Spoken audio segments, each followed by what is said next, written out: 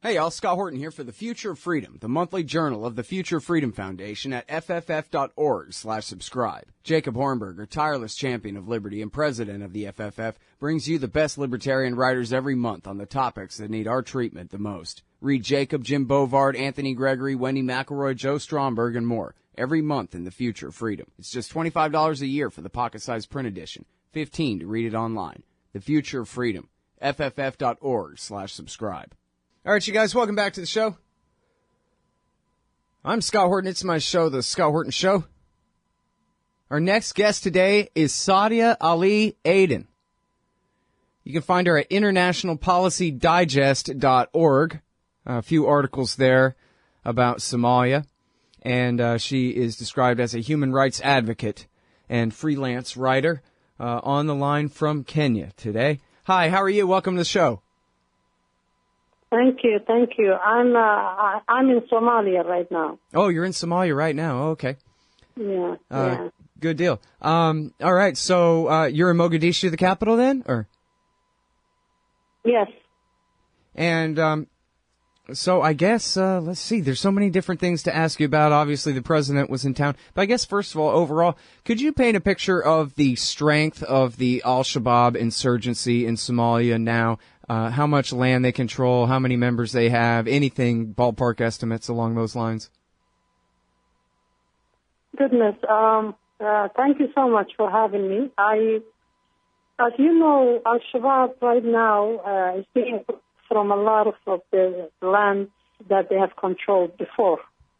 But one thing that's happening that I think most of the media has been publishing, at least on this side of the world, is that when the African AMISOM troops, the African troops that are in Somalia from neighboring countries and Uganda are try to go into area where Al-Shabaab controls, Al-Shabaab usually just vacates the city or the village. They don't even bother to fight.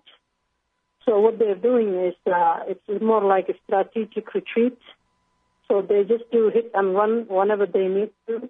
And, of course, that we have seen what they're doing in the capital city of Somalia, Mogadishu, where the last week that we have seen that they have attacked the hotel, Jazeera, which is one of the biggest hotels and the most populated, most populous hotel in the city.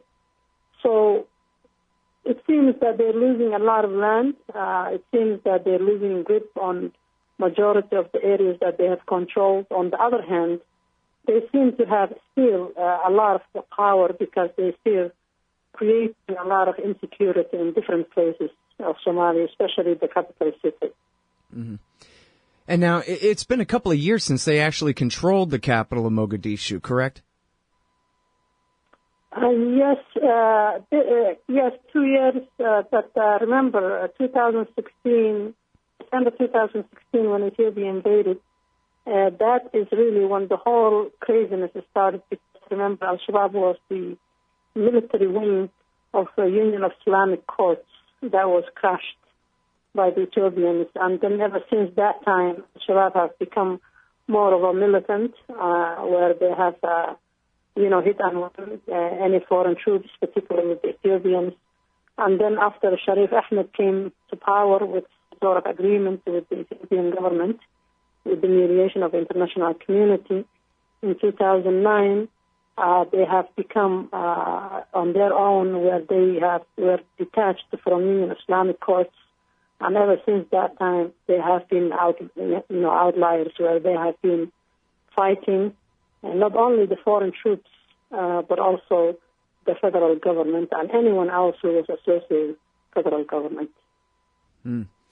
Now, I'm sorry, one slight correction. No offense, I just want to make sure that everybody's clear. When you said 2016, you meant to say 2006, when Ethiopia invaded, when America supported. Yes, absolutely, December 2006, you're right. And I just wanted to emphasize what it is that you're explaining there for the people, that the Islamic Courts Union, which was the government at that time when America supported the Ethiopian invasion, that's what really turned Al-Shabaab from this small marginal group within the Islamic Courts Union to the terrorist insurgency that we know it as today. Absolutely, absolutely. That was, I think, what we would say as the unintended consequences, the negative consequences of giving Ethiopia the tacit support it has received from our government, yes. Mm. And now,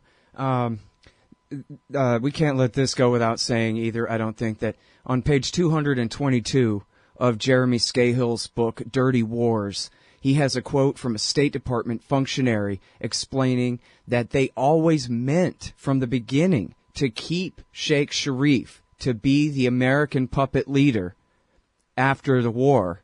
And he was the leader of the Islamic Courts Union that they invaded to overthrow, that they had Ethiopia invade to overthrow. All these people killed, and they wanted to keep him anyway, but she explained they just wanted him to be weaker.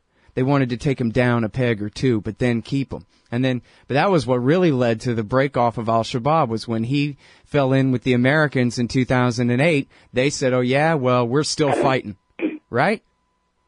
Well, I don't know about the underlying relationship, but what happened did not turn out to be good for anyone. So, yeah, I did not read the book, so I don't know. I see.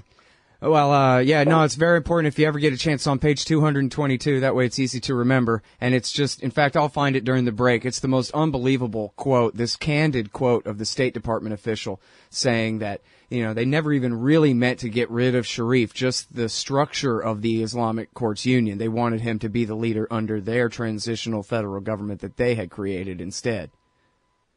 Yeah. Which is a pretty shoddy excuse for a war, if you ask me, but what do I know? Well, if that's the case, then that would be very sad, wouldn't it? Yeah, absolutely. When I read that, I couldn't believe it, because I've been paying attention to this since 2005 and the lead up to the war, even the rise of the Islamic Courts Union. And when I read that, anyway, I'm sorry. Let me ask you about the famine there, because there's a group called FuseNet that is backed by the U.S. and U.K. governments, and they put out a thing in, I guess, 2 years ago now, saying that upwards of 600,000 Somalis had died in the famine, particularly in 2011. And I wonder if you could talk about whether things have gotten much better since then or what. Well, both the humanitarian and the development are making a bit of a good progress. That's what at least is, most of the international community that's supporting the current government would argue. However, if you speak to the organizations that deal with, humanitarian crisis in Somalia, as well as with the refugees and internally displaced people and persons in Somalia, then one would say the humanitarian situation remains very fluid. So it can any time turn into crisis. So to say the humanitarian issue is getting better would not really be true. In fact, it would be very sad if we turn away from the humanitarian crisis in Somalia, because still so many people are displaced, internally displaced, even within the issue today.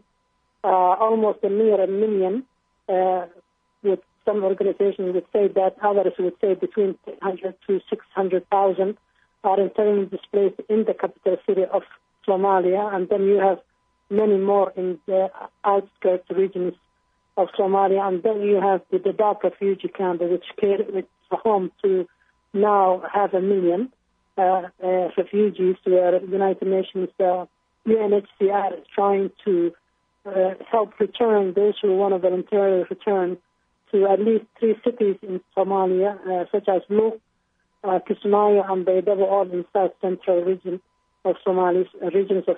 So the humanitarian crisis is still there, even though it's still right now it's not really being talked about as much as it should be. Everyone is talking about the government, the federal government, the regional government, the election that supposed to take 2016. Now that we found out, the government said, the president just said today it's not going to happen. One man, one vote is not going to be possible. So everyone's talking about perhaps what the president and the other stakeholders have in mind is to use the regional government elders to again select who is going to be running Somalia for the next 4 years after August of 2016. So things are not really looking good. AMISOM troops were at 22,000, and every time they liberate an area in Somalia from Al-Shabaab, they leave the area if the Somali forces are not there, and Somali forces are stretched because they're not being trained, they're not being paid. In fact, recently, Somali forces have pulled out of 13 villages, some towns and villages, and the AMISOM troops, African Union troops that get paid much more than them, just followed them. And the reason troops pulled out was because they said they didn't get paid for 7 months. And the payment that they normally receive is $100 per month, where African troops receive about, depending who you talk to, 2,300 to 2,500. All right, well, now, I'm sorry, let me put you on hold right here. We got to take this commercial break, but we'll be right back in just a minute with more. It's Sadia Ali Aden. Hey, y'all, Scott Horton here for WallStreetWindow.com. Mike Swanson knows his stuff. He made a killing running his own hedge fund and always gets out of the stock market before the government-generated bubbles pop, which is, by the way, what he's doing right now, selling all his stocks and betting on gold and commodities. Sign up at WallStreetWindow.com and get real-time updates from Mike on all his market moves. It's hard to know how to protect your savings and earn a good return in an economy like this. Mike Swanson can help. Follow along on paper and see for yourself. WallStreetWindow.com. All right, you guys, welcome back. I'm Scott Horton, wrapping up the show for today with Sadia Ali Aden, human rights advocate and freelance writer, on the phone from Mogadishu, Somalia right now. And just very quickly here, page 222 of Jeremy Scahill's book, Dirty Wars, Assistant Secretary of State Jendai Fraser put it, it would be preferable to co-opt a weak Sheikh Sharif, Sheikh Ahmed, to prevent hardliners from rallying around him. So this amounted to the excuse for the war, was to keep the leader, but just to replace the government that he was ruling, I guess.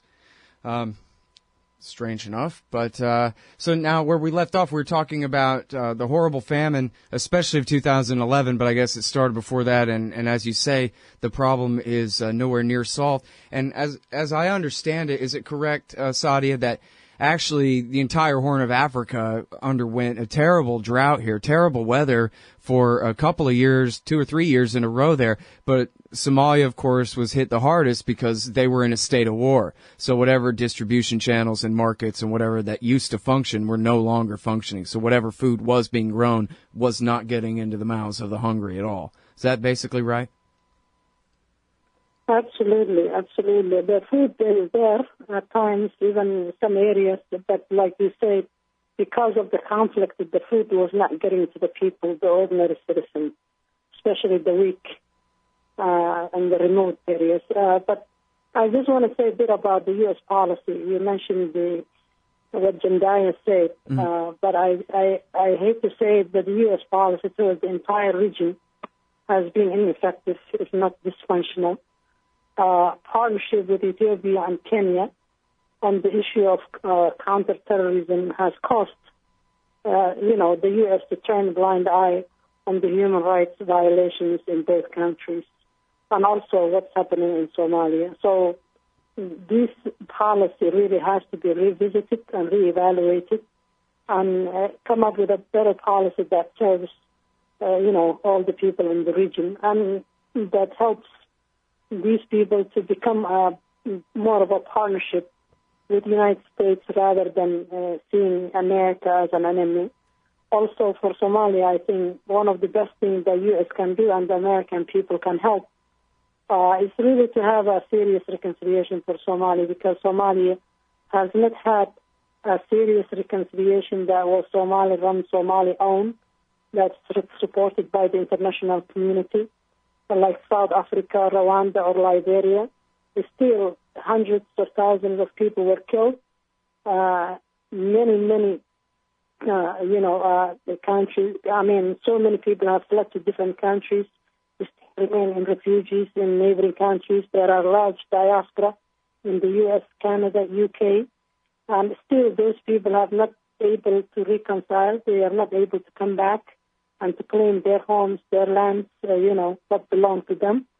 There needs to be reconciliation. Without reconciliation, Somalia will never be the same again or better. Yeah. So U.S. has an opportunity here to really play a positive role in building Somalia, not, as a country that to be part of the nation states, but also help the society reconnect, reconcile, and to become one people again. Well, now, when Obama came to town, did that signify any significant change in terms of the AU occupation? Because, and by the way, is it still Ethiopia, Kenya, Burundi, and Uganda? Are there any other countries, or have any of those gone home?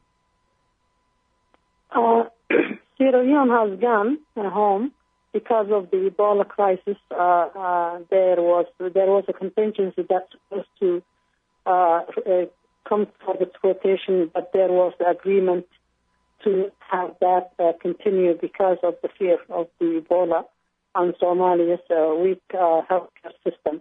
The non-existent healthcare system in Somalia. But Ethiopia really is taking the lead on this. They were not officially under the umbrella of AMISOM, the African troops, but they came with the help, was invited by the Somali president. From what I understand, the U.S. government, in fact, did not agree to that particular issue. But now it's, of course, supported. I was surprised when Obama said, fighting Al-Shabaab, the AMISOM troops are doing a good job.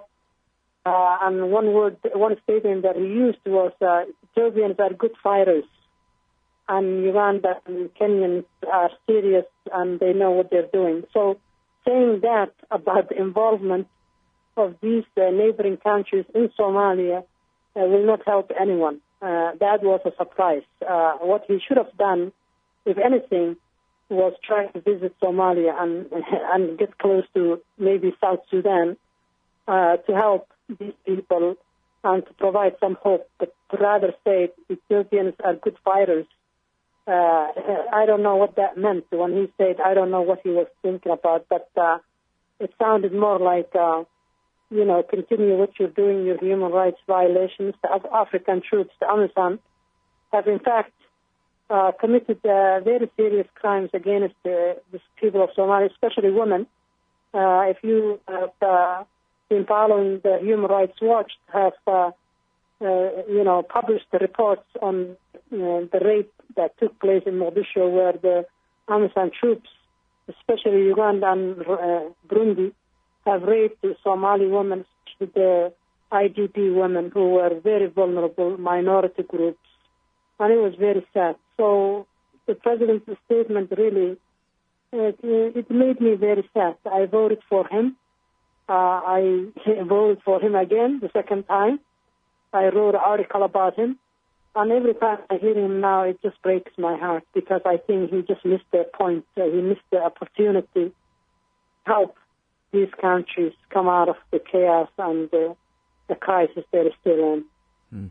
Well, I mean, we already talked about, you explained how the Ethiopian invasion the first time, we're now talking about when Obama told him to go back, but when Bush had him go in Christmas 2006, that was what really turned Al-Shabaab from nothing into a real problem here in the first place. So them being good fighters really only, the better they are, the worse it is for the people of Somalia. The more enemies they make, it seems like it's been counterproductive all along. And I guess the question now is, the policy simply that Ethiopia should stay until Al-Shabaab is gone? Like they must defeat Al-Shabaab before they leave. So in other words, they must stay indefinitely. Is that the policy right now?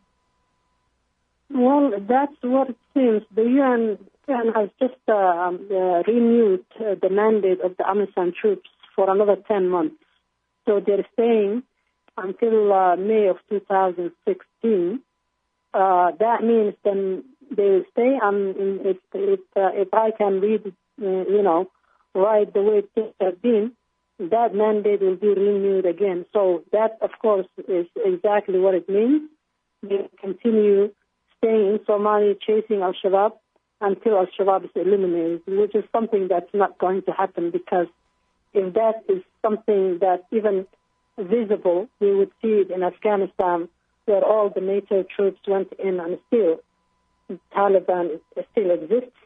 In fact, the international community started to negotiate with them. So that should have been a learning lesson for us, where we should consider starting some sort of negotiations regardless of how we do it, because fighting and counter-fighting and bringing in more foreign troops and not training Somali soldiers and not building the Somali security forces and having all these foreign forces and private security and all these other unknown groups in Somalia will not help anyone. Eventually, U.S. would have to fix this mess, but it's better to do it now than later. Well, I don't know about fixing it. I might just ask them to buzz off and hope the Somalis can fix it themselves. As long as the Americans aren't paying for the foreign occupation, it'll dry up quick enough. But I see what you mean. There's certainly everything that they're doing sure seems counterproductive. What about Somaliland and Puntland? I guess for people not too familiar, we're talking about the Horn of Africa here, Somalia, where the nation is sort of shaped like a number 7 in a way. And that top bar, that's Somaliland and Puntland. They've had for a long time some sort of kind of semi-autonomy from the rest of Somalia. So are we even really talking about them at all here, or they're an entirely different story, or how does that work? Well, those two are the most stable areas, and even the meeting that's taking place today in Mogadishu that opened up, that is the federal government and the UN and the AMISTAN African Union are saying that 40 countries have sent representatives. Puntland and Somaliland are not participating. In fact, they rejected it. And also Jubaland, which is another region which is closer to Kenya, also rejected it. So you have a big conference taking place in Mogadishu where all these foreign ministries or foreign representatives are coming, and you have 3 of the biggest, self-ruled authorities. I shouldn't say really that for Jubaland, but for both Somaliland and Puntland are not participating yet. Everyone is expecting, including the UN, something positive to come out of it. So those areas that we discussed, of course, they exist, and they're very peaceful, and they're doing amazing things.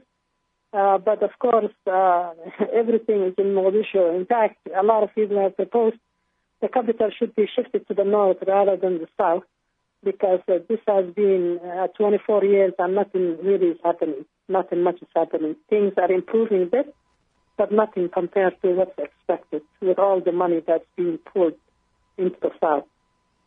All right, Sadia. Well, thank you so much for your time on the show today. I really appreciate the chance to talk to you about all this. Thank you, Scott. Thank you for having me. All right, y'all. That is Sadia Ali Aden. You can find her at internationalpolicydigest.org. Internationalpolicydigest.org. She's a human rights advocate and freelance writer. And that's it for the show. Thanks, y'all. Hey, y'all. Scott Horton here for Liberty.me, the social network and community-based publishing platform for the liberty-minded. Liberty.me combines the best of social media technology all in one place and features classes, discussions, guides, events, publishing, podcasts, and so much more. And Jeffrey Tucker and I are starting a new monthly show at Liberty.me, Eye on the Empire. It's just $4 a month if you use promo code SCOTT when you sign up. And hey, once you do, add me as a friend on there at scotthorton.liberty.me. Be free. Liberty.me.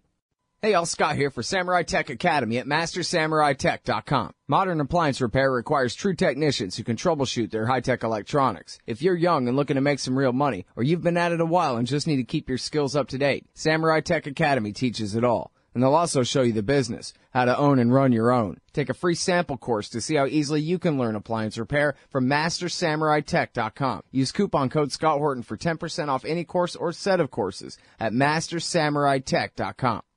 Hey, all, Scott here. If you're like me, you need coffee. Lots of it. And you probably prefer it tastes good, too. Well, let me tell you about Darren's Coffee Company at Darren'sCoffee.com. Darren Marion is a natural entrepreneur who decided to leave his corporate job and strike out on his own, making great coffee. And Darren's Coffee is now delivering right to your door. Darren gets his beans direct from farmers around the world, all specialty, premium grade with no filler. Hey, the man just wants everyone to have a chance to taste this great coffee. Darren'sCoffee.com. Use promo code Scott and you get free shipping. Darren'sCoffee.com.